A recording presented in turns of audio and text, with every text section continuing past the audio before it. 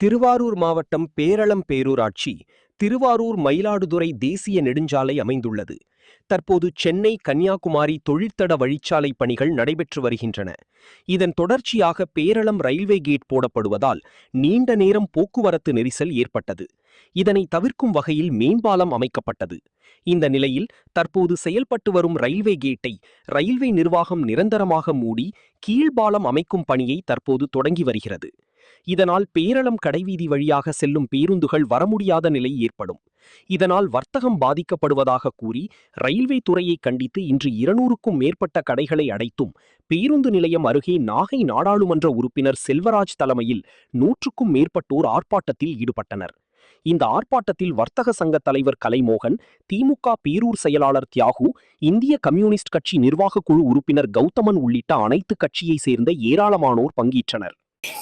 பேரளத்தில் உள்ள வர்த்தகர்கள் சங்கம், அனைத்து கட்சியினர் மற்றும் பொதுமக்கள் சார்பில் இன்றைக்கு பேரளம் திருவாரூர் சாலையில் இருக்கிற 16N ரயில்வே கேட்டை நிரந்தரமாக மூடுவது என்று நமது தென்னக ரயில்வே எடுத்திருக்கிற இந்த முடிவை ரத்து செய்துவிட்டு பழையபடியே அதற்கு கேட்டு கீப்பர் போட்டு எப்படி கடந்த காலத்தில் சென்றதோ அதே போல செல்ல வேண்டும் என்கிற வலிமையான ஒரு கோரிக்கையை வலியுறுத்தி இன்றைக்கு இந்த போராட்டத்தை நாங்கள் நடத்தி கொண்டிருக்கிறோம்.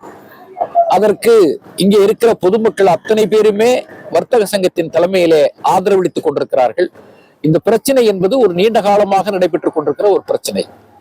பேரளம் கடைத்தெரு அதனுடைய அழகை பாதுகாக்க வேண்டும், அதனுடைய முகத்தை பாதுகாக்க வேண்டும் என்று சொன்னால் இந்த ரயில்வே கேட்டை கண்டிப்பாக மூடக்கூடாது. இன்றைக்கு அவர்கள் ரயில்வே மேம்பாலம் அமைத்து விட்டோம், ஆகவே அதற்காக நாங்கள் மூடுகிறோம் என்று சொன்னால் அதை ஏற்றுக்கொள்ள முடியாது. என்ன காரணம் என்று சொன்னால் ஒரு விதி இருக்கிறது, ஒரு முறை இருக்கிறது. அந்த அடிப்படையில மேம்பாலம் அமைத்துட்டால் நான் கேட்டை மூடித்தான் ஆக வேண்டும் என்று ரயில்வே துறை அதிகாரிகள் சொல்லலாம். ஆனால் விதி என்று ஒன்று இருந்தால் விதிவிலக்கு என்று ஒன்று இருக்கும். ஆக எல்லா இடத்திலும் இது போன்று நீங்கள் செய்ய வேண்டும் என்று நாங்கள் வலியுறுத்தவில்லை.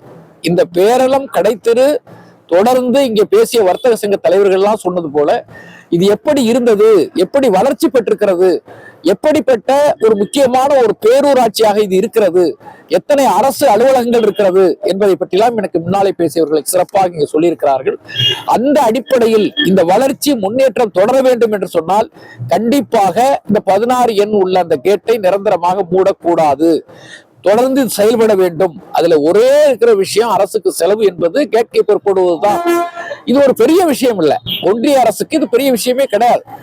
ஆகவே அதை இந்த விதியை தளர்த்தி தொடர்ந்து இந்த கேட்டு நிரந்தரமாக செயல்பட வேண்டும் என்று கேட்டுக்கொள்கிறோம். இந்த போராட்டம் என்பது வர்த்தக சங்கத்தின் சார்பாக ஒரு அடையாளப்பூர்வமாக முன்னெடுத்திருக்கிற ஒரு முதல் கட்ட போராட்டம். இது தொடர்ந்து இந்த நடவடிக்கை அவர்கள் செயல்படுத்தினால் இதைவிட கூடுதலாக பல்லாயிரக்கணக்கான ஆண்களும் பெண்களும் கூடி இந்த ரயில்வே சாலையையும் இந்த போக்குவரத்துக்கு உள்ள சாலையையும் நிரந்தரமாக நாங்கள் நிறுத்துவதற்கான மிகப்பெரிய போராட்டத்தை அறிவிக்க வேண்டிய நிலை வரும். அதை நமது ஒன்றிய அரசும் மாநில அரசும் தவிர்க்க வேண்டும். இதற்கு விதிவிலக்களித்து இந்த கேட்டை மூடக்கூடாது என்று கேட்டு இந்த போராட்டம் நடந்து கொண்டிருக்கிறது. கண்டிப்பாக இந்த போராட்டம் வெற்றி பெறும். வர்த்தக சங்கத்தோடு நாங்களும் இணைந்து செயல்படுவோம் என்பதை நேரத்திலே தெரிவித்துக் கொள்கிறேன்.